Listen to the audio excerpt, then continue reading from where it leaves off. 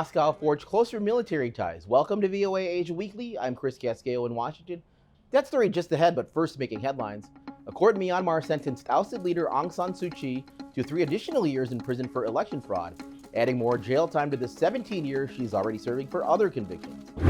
Russian President Vladimir Putin met for the first time with Myanmar military chief and coup leader Min Aung Hlaing, its Hlaing's second visit to Russia in the last 2 months. Philippine President Ferdinand Marcos Jr. met Singapore Prime Minister Lee Hsien Loong.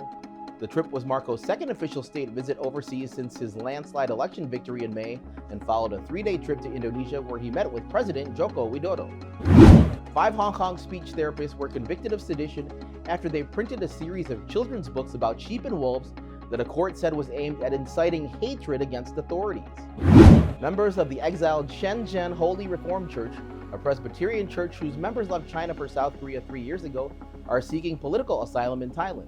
They have been subject to constant harassment from mainland China's government over their church's status.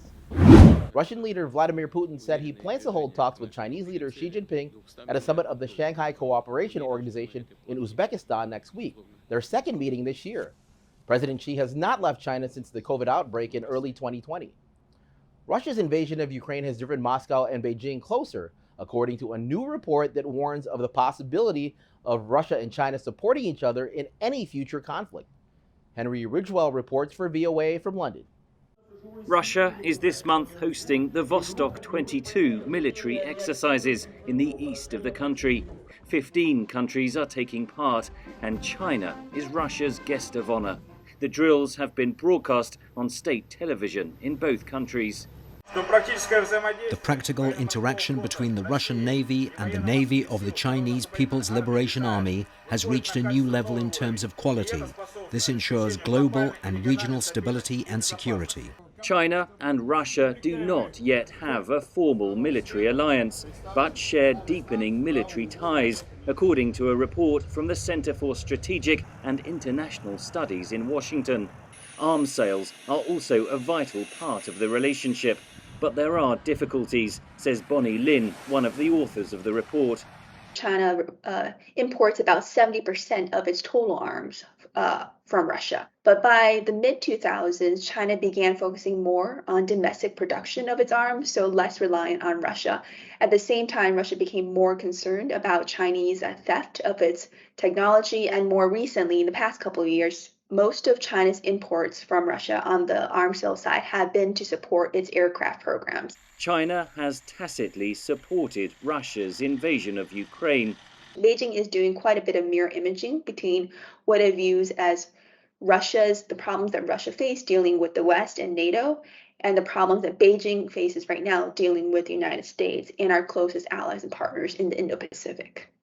The report cautions that the Ukraine conflict has driven Russia and China closer. I'm not saying that, for example, Russia would put boots on the ground in a China conflict with one of its neighbors, but it could provide other forms of support, including intelligence, including even political support. The report says China's military capabilities are catching up with or surpassing those of Russia. The Kremlin's invasion of Ukraine has stalled. The report authors say a Russian failure there could lead Beijing to re-evaluate its military relationship with Moscow. Henry Ridgewell for VOA News, London. Visit voanews.com for the most up-to-date stories. You're watching VOA Asia Weekly. The nuclear envoys of Japan, South Korea, and the United States agreed to strengthen security ties in the face of potential provocation from North Korea in the form of a nuclear test. North Korea has conducted an unusual number of missile launches this year, while the U.S. has warned that Russia approached Pyongyang to request ammunition for the war in Ukraine. Finally, the tiny Pacific island nation of Tuvalu pledged to stand firm in its commitment to Taiwan. Tuvalu Prime Minister Kausea Natano visited Taiwan for the first time since being elected in 2019. Tuvalu, with a population of around 10,000, is one of 4 nations in the Pacific where Beijing and Washington are competing for influence. That's all the time we have here on VOA Asia Weekly. Thank you so much for joining us. I'm Chris Casqueo. Please be sure to tune in again next week.